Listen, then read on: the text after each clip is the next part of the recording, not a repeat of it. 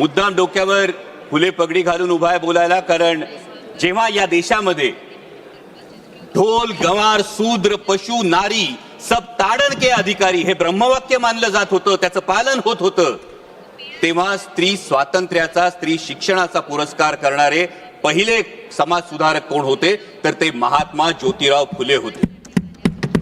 जेव्हा पूर्ण चेहरा झाकला जाईल असा घुंगट ओढून चूल आणि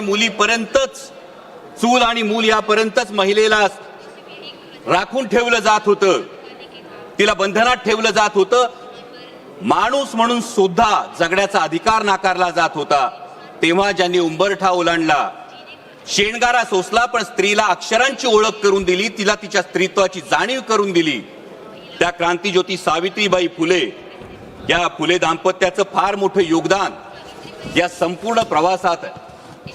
आणि आज नारी शक्ती वंदन अधिनियमाच्या अंमलबजावणीची चर्चा करत असताना महात्मा ज्योतिराव फुले आणि क्रांतिज्योती सावित्रीबाई फुले यांना अभिवादन करणं आपणा सर्वांचं कर्तव्य आहे। आणि त्याच वेळी त्यांच्या द्विजन्म शताब्दी वर्षातही अजूनही त्यांना भारतरत्न पुरस्कार आपण देऊ शकलो नाही, हे देशाचं दुर्दैव आहे। अध्यक्ष महोदय, महात्मा ज्योतिराव फुले तथागत भगवान गौतम बुद्ध आणि संत कबीर यांना गुरुस्थानी मानणाऱ्या डॉक्टर बाबासाहेब आंबेडकरांनी जे इंग्लंड अमेरिकेला जमलं नाही ना ते करून दाखवलं। संविधानाच्या अंमलबजावणीपासून पहिल्या दिवसापासून हा महिलांना मतदानाचा अधिकार दिला। आणि ही नररत्न ज्या महाराष्ट्रात जन्मली त्या महाराष्ट्राचा मी मावळा आहे। या महाराष्ट्रात एक फार मोठा मातृत्वाचा, नेतृत्वाचा आणि कर्तृत्वाचा वसाडी वारसा आहे।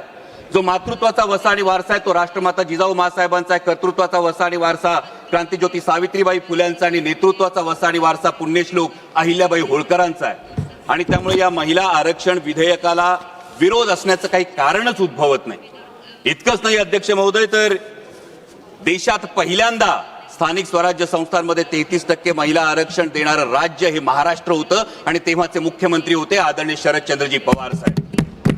देशाला पहिलं महिला धोरण देणारे, संरक्षण दलात महिलांना नोकरीची संधी देणारे, वडिलोपार्जित संपत्तीमध्ये सुद्धा महिलांना वाटा देणारे आदरणीय शरदचंद्रजी पवार साहेब होते। आणि त्यामुळे या महिला आरक्षण विधेयकाला विरोध करण्याचा मुळीच प्रश्न नाही। आणि जर कोणी म्हणत असेल की कुणाला वाटत असेल की हे करून आपण उपकार करतो, तर त्यांना एवढंच सांगू इच्छितो की उपकार आपण करत नाही आहोत, तर त्या मातेनं आपल्याला जन्म दिला आणि हे जग बघण्याची संधी दिली, हा तिचा आपल्यावर उपकार आहे।